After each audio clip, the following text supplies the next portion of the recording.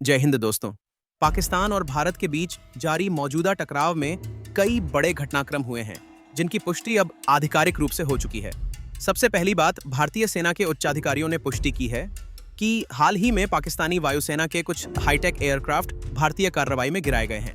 इस बात की जानकारी एक प्रेस कॉन्फ्रेंस के दौरान दी गई, जहां एयर ऑपरेशंस के डीजी ने बताया कि पाकिस्तान के कुछ एयरक्राफ्ट्स को मार गिराया गया है। हालांकि संख्या और प्रकार को लेकर स्पष्ट जानकारी साझा नहीं की गई। इन घटनाओं के बीच एक और बड़ा घटनाक्रम तब हुआ जब अमेरिका के राष्ट्रपति ने घोषणा से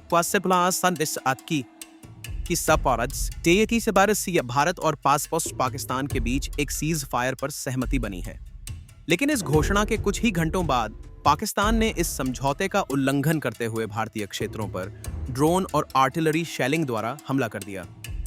इसके बाद जम्मू कश्मीर के मुख्यमंत्री और भारतीय विदेश मंत्रालय ने पाकिस्तान के इस उल्लंघन की पुष्टि की। पाकिस्तान के प्रधानमंत्री द्वारा युद्ध जीतने के दावों को वेस्टर्न मीडिया ने प्रमुखता से प्रचारित किया, लेकिन जमीनी हकीकत इससे उलट थी। भारत ने ऑपरेशन सिंदूर के अंतर्गत पाकिस्तान के 12 प्रमुख एयरबेस पर सटीक स्ट्राइक की। इनमें नूर खान, रफीकी, मुरीद, सुकुर, सियालकोट, पसरूर, चुनिया, सरगोधा, स्कड़ू, भुलारी, जखोबाद और रहीम यार खान शामिल थे। इन ठिकानों पर की गई कार्रवाई के स्पष्ट सबूत मौजूद हैं, जिसमें पाकिस्तानी एडवांस सिस्टम जैसे HQ-9 और अन्य रडार व मिसाइल सिस्टम भी ध्वस्त कर दिए गए। भारतीय मिलिट्री का एक्शन केवल सीमा तक सीमित नहीं रहा, बल्कि यह कार्रवाई रावलपिंडी तक पहुंची, जहां पाकिस्तान की सैन्य कमान स्थित है। इस ऑपरेशन में पाकिस्तान के F-16 और J-10C जैसे एडवांस फाइटर जेट्स भी प्रभावी साबित नहीं हो पाए। फिर भी पाकिस्तान के नेता युद्ध में विजय के दावे करते रहे, जबकि हकीकत में उसे सैन्य और रणनीतिक दोनों ही मोर्चों पर भारी नुकसान हुआ।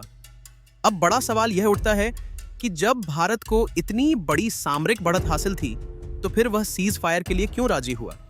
इस विषय पर दो प्रमुख संभावनाएं सामने आती हैं। पहली यह कि अमेरिका और चीन दोनों ही नहीं चाहते थे कि यह युद्ध लंबा चले, क्योंकि इससे उनके डिफेंस प्रोडक्ट्स की साख पर असर पड़ता। चीन के HQ-9 सिस्टम और अमेरिका के F-16 जैसे उपकरण पाकिस्तान द्वारा उपयोग में लाए गए थे।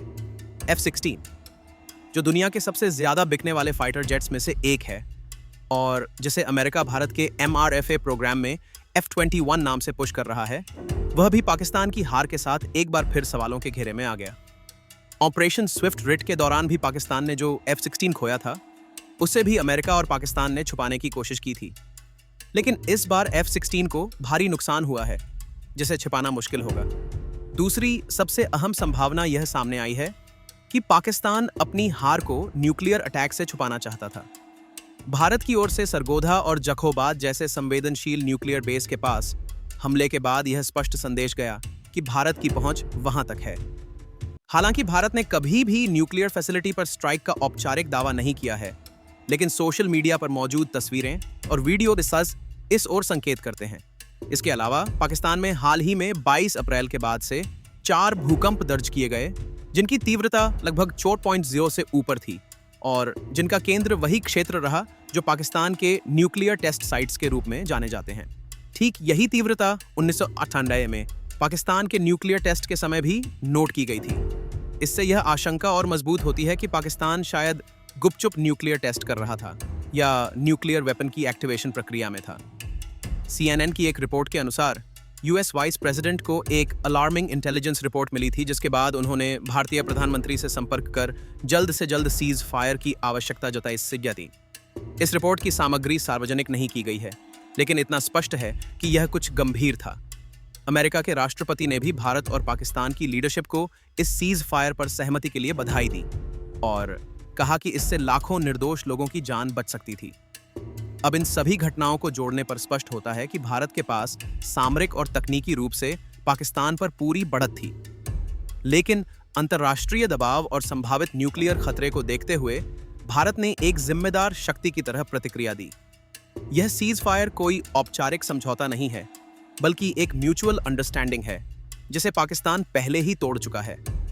इस पूरे घटनाक्रम ने एक बार फिर भारत की सैन्य शक्ति, रणनीतिक गहराई और जिम्मेदार वैश्विक खिलाड़ी के रूप में उसकी भूमिका को दर्शाया है। वहीं पाकिस्तान की वास्तविक स्थिति, उसकी सैन्य कमजोरी और उसके नेताओं की भ्रमपूर्ण बयानबाजी भी सामने आई है। भारत के द्वारा की गई सैन्य कार्रवाई न केवल प्रभावी रही, बल्कि उसमें इस्तेमाल किए गए रूसी डिफेंस सिस्टम्स की कार्यक्षमता भी दुनिया के सामने आई है। इससे भारत की डिफेंस डिप्लोमेसी और ग्लोबल पोजीशन और मजबूत हुई है।